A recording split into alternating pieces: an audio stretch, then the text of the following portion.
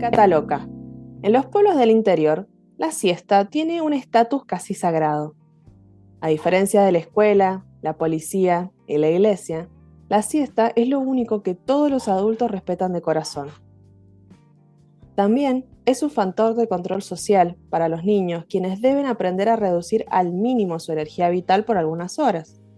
Y para las madres que se juegan el prestigio en el acto de hacer callar a los pibes. Buena madre la que pueda mantener a sus hijos recluidos. De mi mamá se podía decir de todo, menos que no supiera controlar a sus hijas. Esperaba a que mi papá se fuera a sus aposentos como un rey sin capa y custodiaba el silencio lapidario para que no cayera la calamidad sobre nosotras. Y para eso invocaba la figura del cataloca. Todas las siestas, cuando no había un alma arrastrando los pies por las callecitas de tierra, se escuchaba pasar lo que sonaba como quejidos de una bicicleta vieja. No importaba en qué rincón de la casa estuviéramos, con cuántos almohadones nos tapáramos la cabeza, ni cuánto apretáramos los dientes, nos llegaba el rechinar de cadena de espectro. Eso bastaba para que no quisiéramos ni asomar la nariz a la calle. El viejo pasaba con su promesa tácita de cargar a los niños en la bicicleta y nunca regresar. Cuando se detenía en nuestra vereda, yo cerraba los ojos hasta ver estrellitas con tal de no representarme la imagen de su mano serpenteando debajo del portón. Una sola vez me animé a esperarlo detrás de la cortina. El viejo se paró, escupió el piso y se prendió un pucho. Le faltaban algunos dientes y le sobraba un gorrito de invierno en pleno octubre. Me daba cuenta de la edad de su ropa por el color. Como si hubiera adivinado mi presencia, miró fijamente hacia la ventana y salió corriendo, por temor a que me cazara del cogote y me subiera al canasto. Recién le confesé a mi mamá que había violado sus mandamientos siesteros cuando tuve unos 20 años. Una tarde de domingo que nos encontró mateando, le pregunté qué había sido del viejo de la bicicleta, y mientras limpiaba la bombilla del mate, se rió y me reveló que el cataloca era un jubilado del ferrocarril, que se había vuelto loco luego de la privatización y la viudez. Se la pasaba tirándole con una gomera a las catas, de ahí su apodo, y con el tiempo se volvió ciruja. Pasaba en la bicicleta que tuvo toda la vida levantando cartones y chapas para su rancho donde solo lo seguían los perros. Cuando terminó su relato, el silencio se posó entre nosotras como una ave oscura con un bolo sanguinoliento en el pecho. Nada más y nada menos que la realidad. Me metí un bizcocho a la boca para masticar la amargura de entender que nos había estado enseñando a tener miedo a los pobres. Una vez más, aquí en Restos Diurnos, hacemos un viaje literario virtual. En esta oportunidad nuevamente nos vamos a Mendoza, más precisamente a Guaymallén, y ahí nos está esperando quien nos acaba de compartir este maravilloso relato. Ella es Macarena Altamiranda y le damos la bienvenida. ¿Cómo estás? Buenas, gracias por la invitación. Un placer que podamos compartir este rato. Macarena, contame cómo sale, que entiendo que este relato sale de este libro que has presentado hace relativamente poco, Ujú. Ofrenda de la Raíz. ¿Cómo sale la idea de proyectarlo, de escribirlo y de publicarlo? Los textos que están incluidos en este libro son textos que tienen algunos años y cierto trabajo encima. En realidad, el libro surge a partir de la idea de eso, de tomar los textos que tenía, o sea, como entre cuentos y microrelatos que venía escribiendo en los últimos 7 años, ponele, y hacer con ellos un libro. Por un lado, como una cuestión, o sea, una cuestión personal, como algo pendiente que yo de alguna manera sentía que tenía y que de alguna manera muy amorosamente mis colegas escritores también me preguntaban como, Maca, ¿y vos para cuándo? Porque una cosa es como proyectar, hacer un libro a futuro que tiene que, o sea, desde cero, como bueno, tenés el germen de la idea o la voluntad. Y por otro lado es cuando vos ya tenés material y necesitas trabajarlo. Y es ahí cuando vos te das cuenta que es algo que ocurre o sea, en muchos ámbitos de la vida, es como, bueno, ¿qué te frena si vos ya tenés todo para hacerlo? Y después de algunas situaciones personales que ocurrieron, no demasiado complejas, pero sí cosas que tienen que ver con el crecimiento personal. En algún momento fue como que dije, bueno, entre todas estas cosas que están pasando, yo tengo como una deuda pendiente conmigo, que es hacer de estos textos, estos textitos, ¿viste? Así como la cosita que vos escribís, qué lindo que escribe la nena, llevarlo como a primero un material concreto que por ahí siento que nos pasa sobre todo a las personas millennials o un poco más grandes. Bueno, creo que a los lectores en general, pero es como que por ahí la gente que es como más joven ha encontrado como otras plataformas para publicar lo que escriben, del género que sea. Nosotros seguimos necesitando el libro físico y de alguna manera también, bueno, pasa a ser un objeto valioso y valorable. Y por otro lado, también fue como una decisión un poco política, porque una de las cosas que por ahí solemos charlar entre escritoras es que como en la mayoría de los ámbitos de la vida es difícil encontrar los espacios. Los espacios la mayoría de las veces están masculinizados. Y si bien esto es una situación que hay que como tratar en conjunto, también hay una realidad y es que una tiene que salir a buscarlos a los espacios. Entonces, hablando con mi editora en ese momento, que es una colega escritora también, ella estaba en el proceso de generar su propia editorial. Entonces, un día así, mateando, en conversación de amigas, le dije, quiero hacer un libro, no sé cómo hacerlo sola, quiero que vos me ayudes. Y fue como un proceso muy interesante porque a lo largo del tiempo que estuvimos trabajando, o sea, era gracioso porque la mayoría de los cuentos ella ya los conocía, ya los había escuchado porque habíamos compartido talleres, porque habíamos compartido lecturas, pero fue empezar a trabajar los textos desde otra perspectiva. Yo confío mucho en el criterio de ella y aparte, bueno, en su experiencia y en su trayectoria, o sea, al ser profe de lengua también es como, me gusta como poder trabajar también con una persona que tenga un conocimiento más científico, si se quiere, y no solamente desde la perspectiva lectora o desde la apreciación más subjetiva, digamos, de la escritura. Así que empezamos a trabajar a lo largo de algunos meses de lo que fue el año pasado. Claro, arrancamos en el verano del año pasado, creo que fue en enero, febrero, y a lo largo de los meses fuimos revisando, puliendo, descartando también, hasta llegar como, bueno, al manuscrito que iba a pasar a ser el libro. Y después, bueno, empezamos o sea, los otros procesos que fue contactar a una persona para que hiciera el diseño de la tapa, que para mí fue como un regalo. Contacté a Karen Canals, que es una muralista, dibujante de acá de Mendoza, observando un poco su obra. Y cuando me presentó el bosquejo, medio yo como contándole, bueno, le pasé algunos textos, le expliqué más o menos cuál era el contenido, y cuando me presenta la tapa, yo me quedé fascinada, fue como, ay, muchas gracias por poner, o sea, por poder como de alguna manera traducir, bueno, yo soy traductora, como de un área de la expresión artística a otra, todo este mensaje. Bueno, persona que ve la tapa del libro es como le llama mucho la atención, o sea, me lo han halagado un montón. Así que es como que siempre le estoy muy agradecida de haberle puesto se lo dije en algún momento, de haberle puesto un rostro a esta criatura que hemos creado en conjunto. Contame, Macarena, quiero ir más atrás, de cuáles son tus primeras lecturas, las escritoras, los escritores que te han acompañado, que si hay alguno, por ejemplo, que esté aún hoy dando vueltas por ahí en la mesita de luz, en algún mueble, que los repases y cuáles son esos que quedaron más en el recuerdo de esas lecturas que te han formado. Está bueno como hacer esa retrospectiva, porque suele ser como bastante, por lo menos en mi caso, o sea, yo por ahí escucho otras personas que tienen bastante claro qué es lo que han leído a lo largo de la vida, ya como, a ver, yo creo que o sea, por un lado, los primeros recuerdos que tengo de leer, así, yendo muy atrás, para atrás, o sea, se tratan de lecturas compartidas. Hoy en día parece ser, o sea, no parece ser, bueno, es una situación el hecho de que pareciera ser difícil acercar la lectura a las infancias. Yo creo que en realidad siempre fue difícil acercar la lectura a las infancias. Yo tuve la suerte de que mi mamá y mi papá, o sea, los dos, mostraron como un interés en que tanto mis hermanas como yo nos acercáramos a las lecturas de chica, siendo ellos dos personas que no leían. De alguna manera ellos entendieron que había algo valioso ahí y bueno, como la mayoría de los padres, o sea, como apuntando a, bueno, de alguna manera te quiero dar una herramienta que te sirva para tu futuro.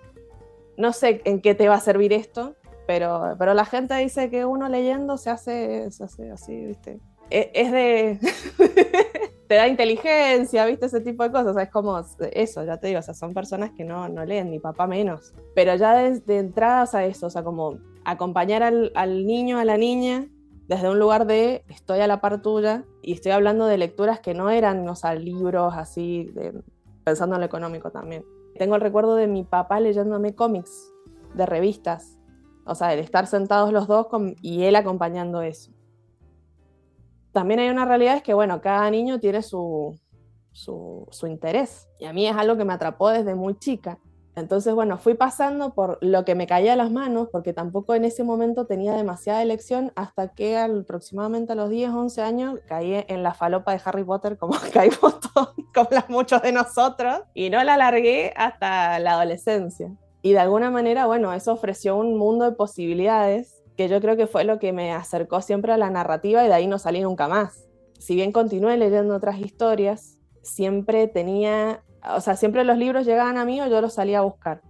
Me pasó un hito fundamental que creo que, viste, esas cosas que vos te pones recordás y decís que flashero, o sea, esta persona no ha de tener idea de esto. Yo tenía una profesora de lengua en el secundario que nos mandó a leer a Liliana Bodoc y nos hizo leer Los días del venado.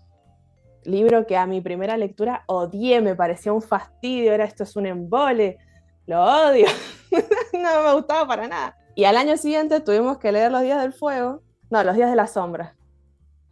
Bueno, la cuestión es que dije, bueno, voy a leer el primer libro para pasar al segundo de vuelta, o sea, como, porque también era muy ñoña, entonces era como, bueno, si voy a leer el segundo libro, tengo que leer el primero de vuelta. Y en esa relectura me fascinó, y fue como, yo esto lo había leído, o sea, es como volver a verlo, no sé qué cambió.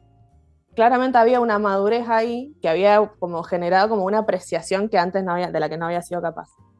Y una de las cosas que me llevó, bueno, a leer la saga completa, incluso cuando ya no me la estaban pidiendo en la escuela, y ahí yo lo que por ahí viendo en perspectiva, en ese momento no lo percibí, a mí me gustaba, bueno, me parecía linda la historia, era como atrapante, ahora lo recuerdo y creo que una de las cosas que más me llamó la atención de esos libros fue por la habilidad que vi en la escritora para poder contar algo muy sencillo, complejizarlo, bueno, no, al revés, o sea, algo muy complejo, simplificarlo, hacerlo muy poético y a la vez hablar, o sea, colocar escenas que eran muy crudas, muy violentas, de una forma tan poética, que de alguna manera era como transmutar, digamos, la violencia y esa crudeza en belleza.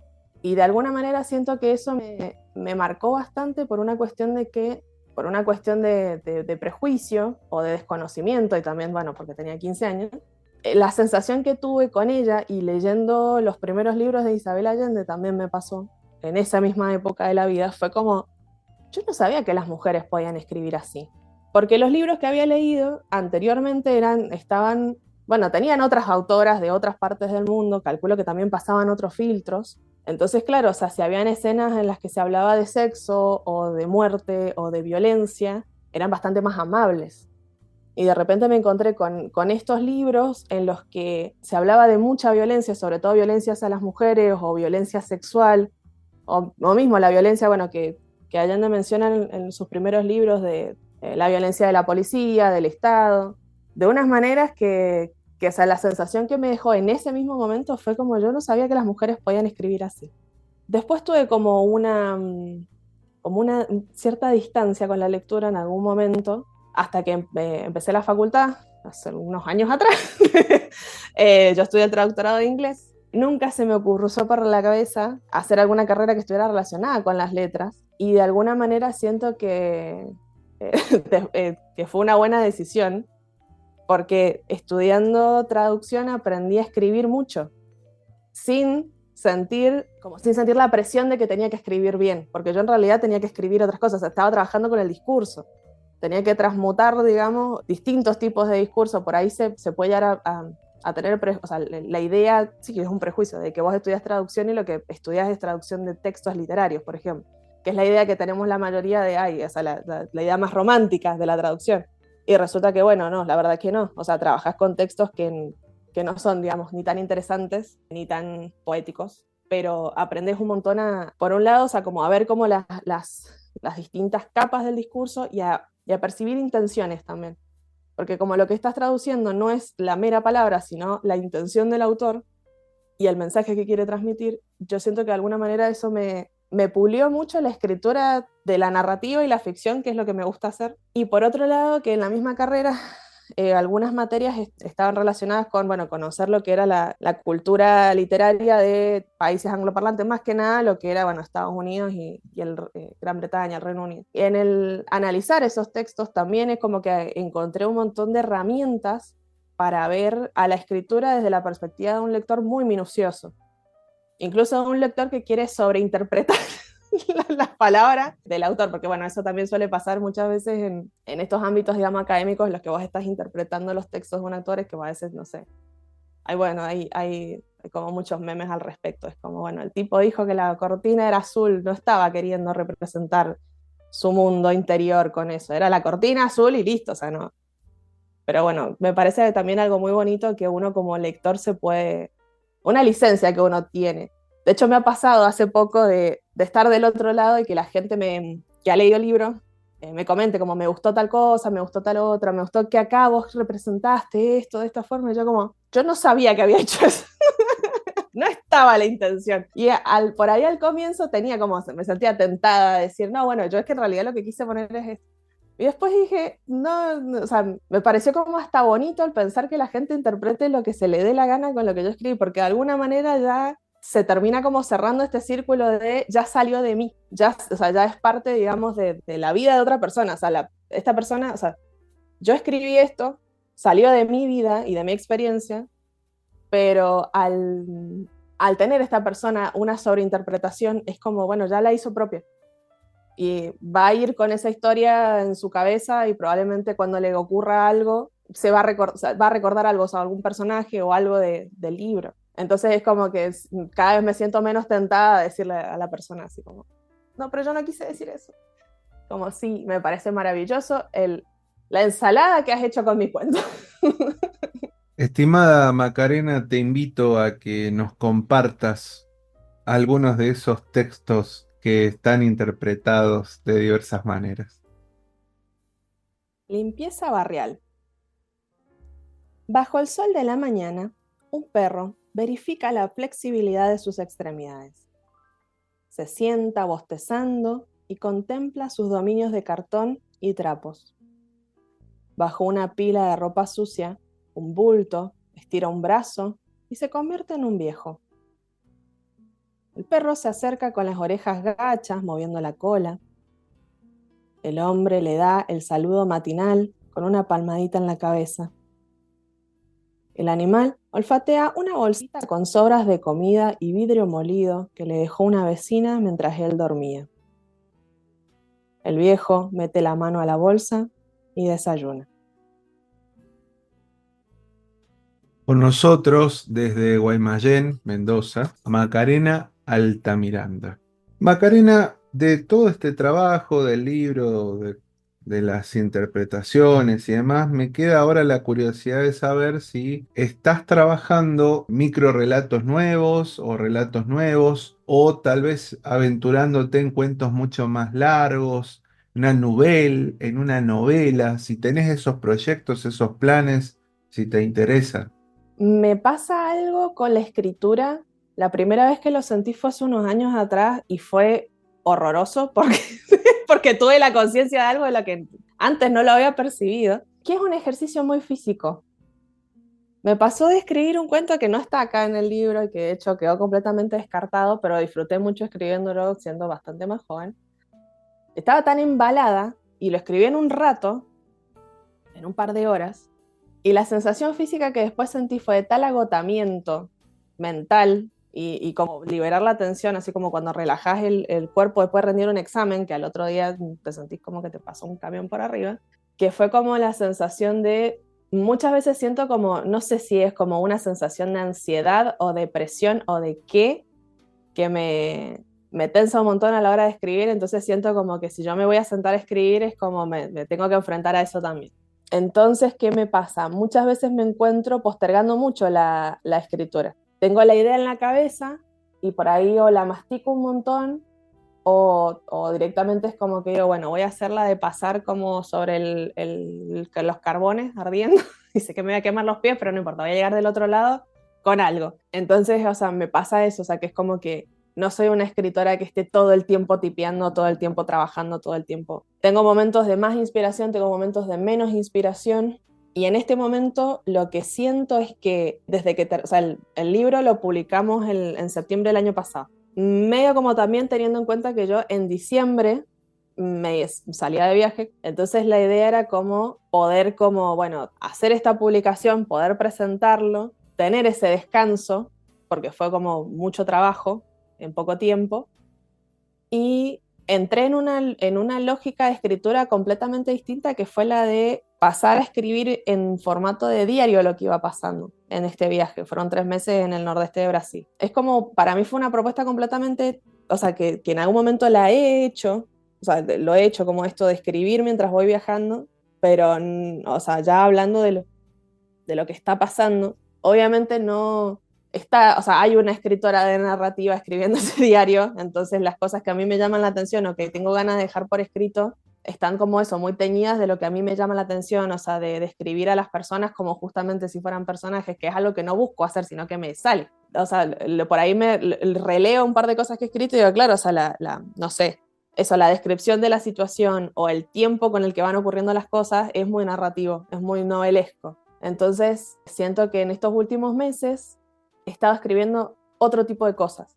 Me gustaría de alguna manera como tomar ese diario y darle como otro, o sea, sacarlo, digamos, del ámbito personal y poder como hacer alguna publicación, pensando un poco en esto en literatura de viajes o en poder generar como alguna una cosa así media híbrida. No es una, o sea, no es algo que se me haya ocurrido a mí, o sea, es algo que es bastante común. Lo del diario del viajero que se convierte en un libro, y de hecho en este último par de años o sea, me ha interesado como seguir, sobre todo en las redes sociales, a chicas que son viajeras, que también publican y hablan, o sea, es como que termina siendo esto, como un híbrido entre la cuestión más literaria y el viaje. Por otro lado, siento que necesito como empezar, esto es como algo que he charlado con muchas personas, pero bueno, también lo comento acá, necesito empezar como a darme como el permiso para escribir cada vez más largo, porque si bien la microficción es un ámbito que permite un montón de experimento y que a la vez muchas veces puede llegar a ser para ciertos ámbitos y ciertos rubros un formato un poco más amable porque es corto, porque es interesante, porque es como si fuera un caramelo, o sea, es como algo chiquitito que genera como un golpe así de energía en el cuerpo. La verdad es que soy una escritora que necesita palabras, incluso en textos cortos. Entonces es como que digo, bueno, voy a seguir buscando a ver cuál es el soporte, digamos, que más cómodo me queda. Me gustaría mucho como proponerme la de decir, bueno, me voy a sentar a escribir algo más largo. Algo, o sea, no más largo en sentido, bueno, cantidad de palabras, sí, podemos llenar un montón de párrafos, sino como empezar en historias que arrancan y terminan más largo, o sea, que terminan, o sea, como más adelante en el tiempo, en personajes que tienen que necesitan un desarrollo, pero bueno, sí está como todo eso en el tintero, valga la, la frase metafórica.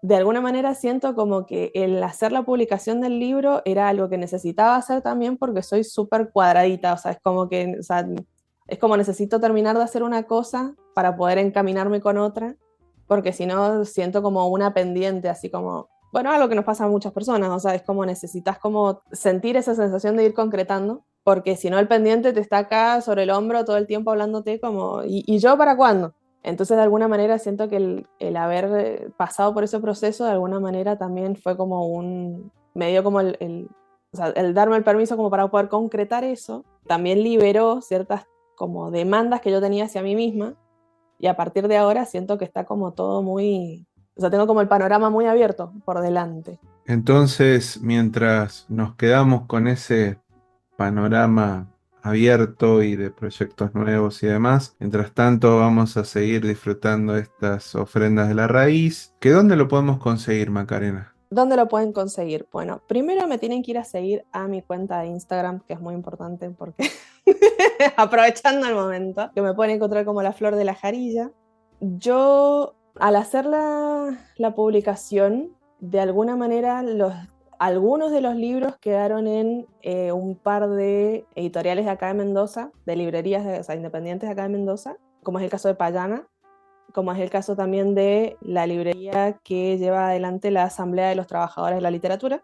A su vez, bueno, Natalia Flores, que es la editora, tiene los libros, pero la mayoría los tengo yo en mi poder. Así que es muy importante ese contacto. Por otro lado, bueno, al haber vuelto a aterrizar acá en Mendoza después de tanto tiempo, obviamente mi idea de ahora en más es volver a mover este libro, volver a realizar las ofrendas y hacerlo circular cada vez más. Me parece muy bien entonces. Estimada Macarena Altamiranda, te quiero agradecer este rato que hemos compartido, de un poco de tu vida, de tu forma de escritura y por supuesto también tus lecturas. Te quiero agradecer este rato y te invito a que cierres esta charla con el texto que vos quieras. Bueno, muchas gracias por la invitación. Por un lado, porque bueno, siempre es muy importante para quienes escribimos poder tener un espacio para hablar de las cosas que hacemos y para poder mostrarlas. Y también en lo personal, porque a mí me gusta mucho cuando me dan la oportunidad de hablar de mis cosas, porque te pone como en situación de analizar lo que estás diciendo. No es lo mismo pensar hacia adentro que compartir hacia afuera. Al poner en palabras y verbalizarlo te hace como ganar algunas reflexiones que después te quedan ahí de tarea para la casa. Bueno, les voy a compartir este último texto que se llama Colegiales. Se lavó la cara y se trenzó el largo pelo como le había enseñado su madre. Se fijó de tener los cordones bien atados para no tropezar, porque últimamente sus pasos eran muy torpes. Buscó el cuaderno y la cartuchera sobre la mesa. Los metió en el bolso junto a la merienda, se despidió de su familia y salió. Caía el sol de la tarde mientras caminaba las cuadras hacia la escuela. Vio a una compañera venir al trote, agitada por la callecita de tierra. Siempre salía de su casa a último momento, porque su familia la controlaba mucho. Se saludaron con una sonrisa de dientes en fuga. Algunas veces iba una a la casa de la otra y compartían la merienda. Las horas transcurrían lentas y tibias y le robaban tiempo al tiempo. Ya había otras compañeras cuando llegaron a la escuela. Envueltas en risitas sofocadas, entraron al aula, donde las esperaba una maestra muy joven. Se repartieron en los bancos de madera y metal, moviéndolos como el estruendo de la guerrilla. Sacaron sus cuadernos y copiaron la fecha.